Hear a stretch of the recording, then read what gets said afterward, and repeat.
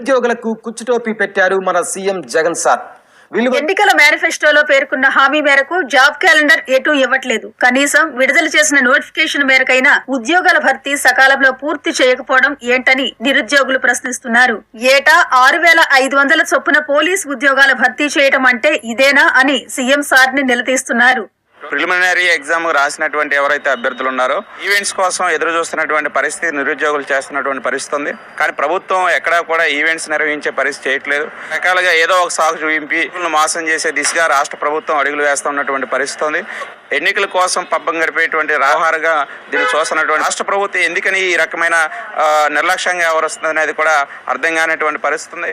4 ఏళ్లలో ఏటా 6,500 చొప్పున పోలీస్ ఉద్యోగాలు భర్తీ చేస్తామని 2020 అక్టోబర్లో జగన్ చెప్పారు. ఆ లెక్కన చూసినా ఇప్పటికే 19,500 పోలీస్ ఉద్యోగాల భర్తీ కావాలి. కానీ ఆ జాడే లేదు.